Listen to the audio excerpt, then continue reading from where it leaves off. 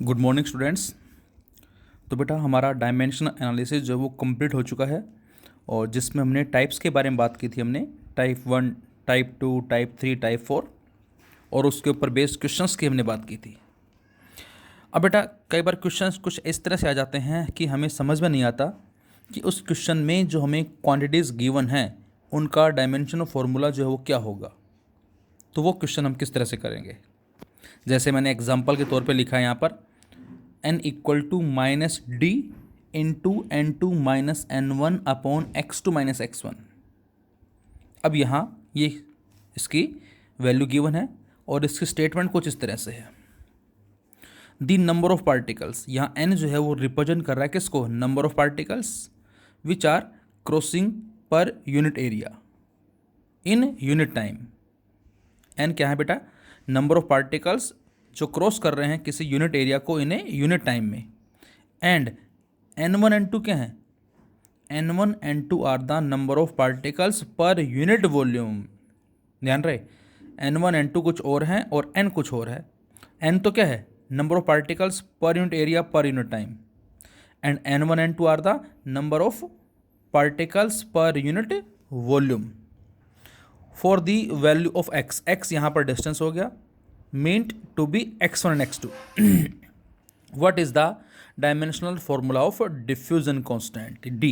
ये जो d हमें इस डायग्राम में नज़र आ रहा है and we have to find out the dimensional formula for d.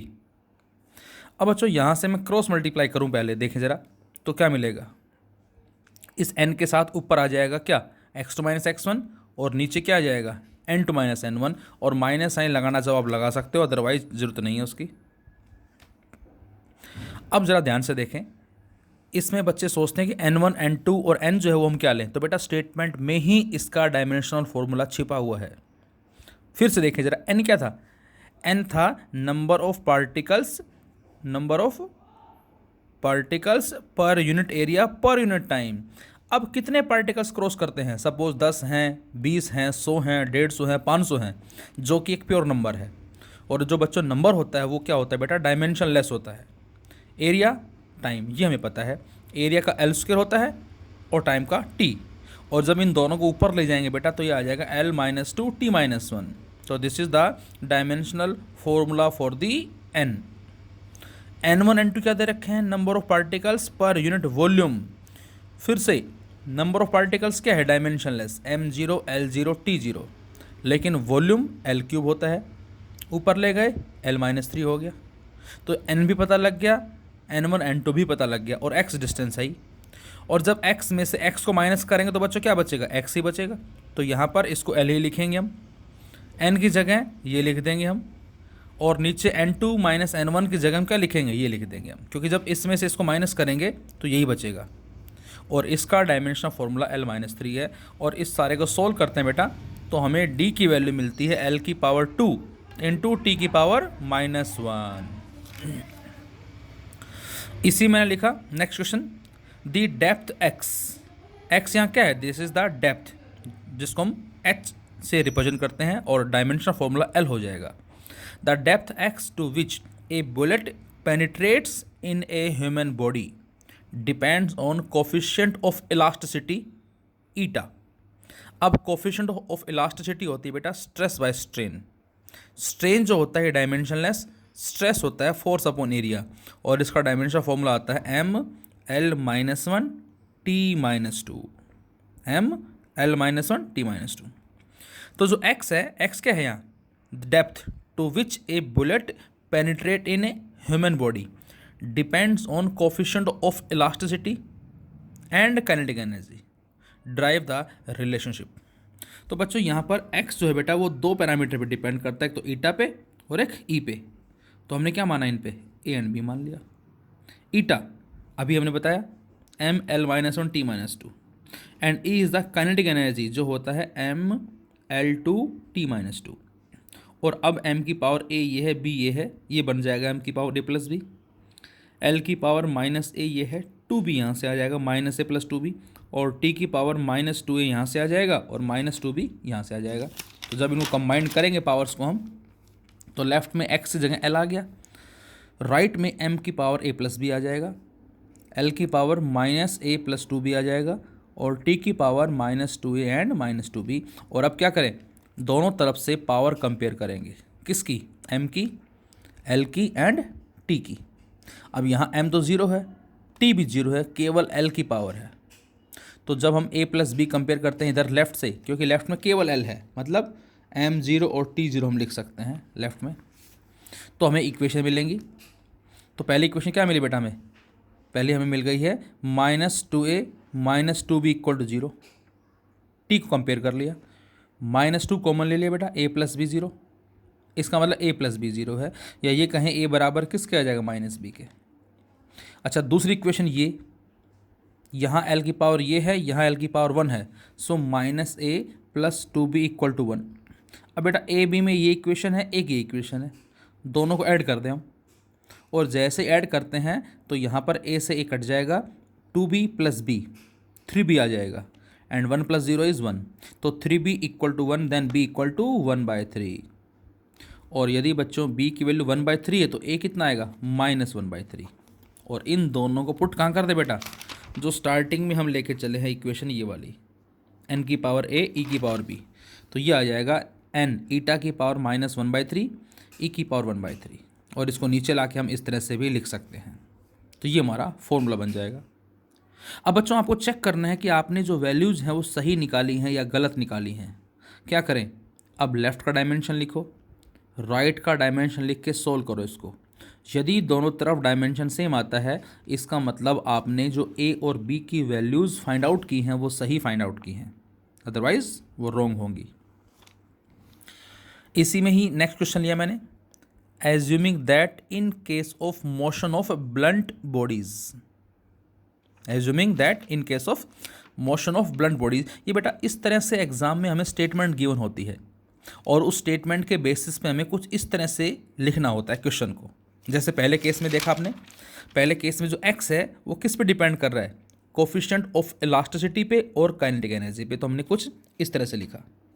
इसी तरह से अब जो नेक्स्ट क्वेश्चन है इसमें स्टेटमेंट पढ़ें पहले, assuming that in case of motion of blunt bodies in air aerodynamic drag D, ये एरोडायनेमिक ड्रैग जो होता है बेटा, this is a type of force, ये फोर्स की टाइप है। तो एक तरह से इस डी को आप फोर्स मानो, and this force depends on, किस पे डिपेंड कर रहा है, नंबर वन एरिया पे डिपेंड कर रहा है बॉडी के, दूसरा स्पीड ऑफ द बॉडी पे डिपेंड कर रहा है, तीसरा डेंसिटी ऑफ एयर सिग्मा पे डिपेंड कर रहा है।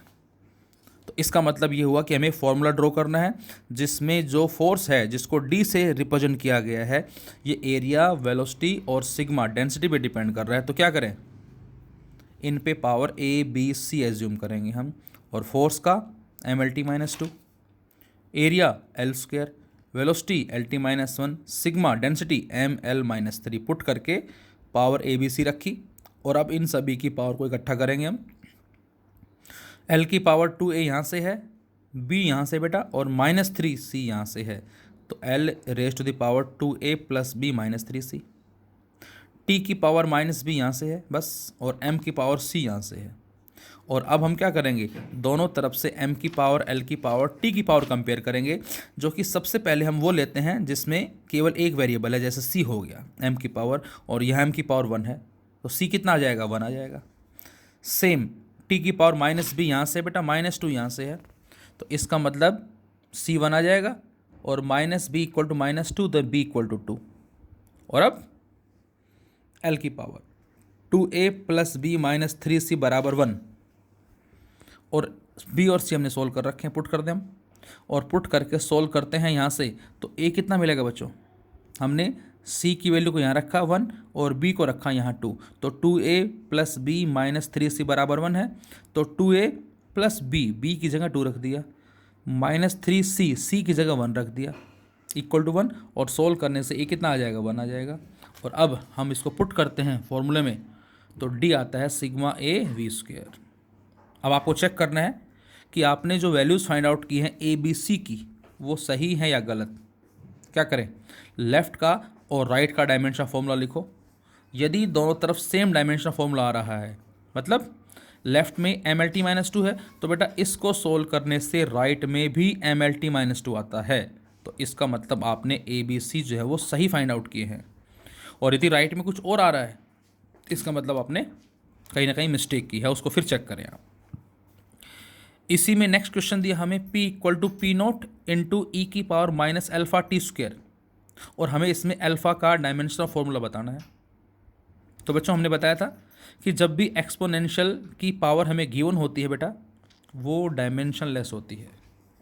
तो इसका मतलब we can say alpha T square that is equal to m0 l0 t0 that is 1 dimensionless. So alpha T square equal to 1 then alpha equal to 1 by T square, and जब इस T को ऊपर ले जाएंगे हम तो ये बन जाएगा t माइनस टू। तो अल्फा का डायमेंशनल फॉर्मूला क्या आ गया t माइनस टू। हमें MCQ में इस तरह से भी क्वेश्चंस मिलते हैं जिसमें लेफ्ट में हमें फ्रीक्वेंसी दे रखी है, राइट में c m की पावर x k की पावर y हमें दे रखा है, और आपसे कहा कि x और y की वैल्यू बताओ क्या होगी, ऑप्शंस भी गिवन आपको, और इनका मीनिंग क्या है स्टेटमेंट में हमें दे रखा है। Frequency c is the dimension less constant, m is the mass and x is the spring constant, और स्प्रिंग कॉन्स्टेंट जो होता है बेटा वो होता है F बाई एक्स, फोर्स जो कि mlt minus two x l से l कट गया, तो इस k का डायमेंशन फॉर्मूला क्या होता है mt माइनस टू। तो हमने m की जगह क्या रखा कैपिटल M पावर x, जो में x दे रखी है क्वेश्चन में। हम तो फिलहाल a और b लेते हैं, लेकिन क्वेश्चन में ऑलरेडी हमें x y दे दिया, तो अब हम इसको x y की तरह करेंगे, और k का mt माइनस टू की पावर y। अब m की पावर x यहाँ से है, m की पावर y यहाँ से है, तो ये बन जाएगा m की पावर x प्लस वाई और t की पावर माइनस टू वाई। और जब लेफ़्ट से कंपेयर करेंगे m l t की पावर्स को, तो यहाँ t माइनस टू वाई है, यहाँ t माइनस वन है, तो minus two Y equal to minus one, तो y बराबर कितना आ गया बच्चों 1/2, तो y आ जाएगा 1/2। Now x plus Y, x plus Y m की पावर है, इधर m है नहीं ज़ीरो, तो इसका मतलब x प्लस वाई ज़ीरो। अब y कितना है बच्चों 1/2, तो x प्लस 1/2 बराबर ज़ीरो, तो x क्या आ जाएगा -1/2, तो y आ गया 1/2, x आ गया -1/2। और जब इन दोनों पुट करेंगे हम इसके अंदर तो फॉर्मूला क्या बन जाएगा, फॉर्मूला बन जाएगा फ्रीक्वेंसी प्रोपोर्शनल टू m की power x and the value of x is -1/2 and k की पावर y 1/2, तो फ्रीक्वेंसी आ जाएगा k बाई m और इस सारे का अंडर रूट, ये हमें फॉर्मूला मिलेगा। अब पता करना है सेम उसी तरह से कि आपने जो x और y की वैल्यूज़ फाइंड आउट की हैं वो सही हैं या गलत। क्या करें, लेफ़्ट का डायमेंशन लिखो, राइट का डायमेंशन लिखो और सोल्व करें, और दोनों बराबर आते हैं तो इसका मतलब हमने जो वैल्यूज़ फाइंड आउट की हैं x और y की वो सही हैं, अदरवाइज़ वो रॉन्ग होगी।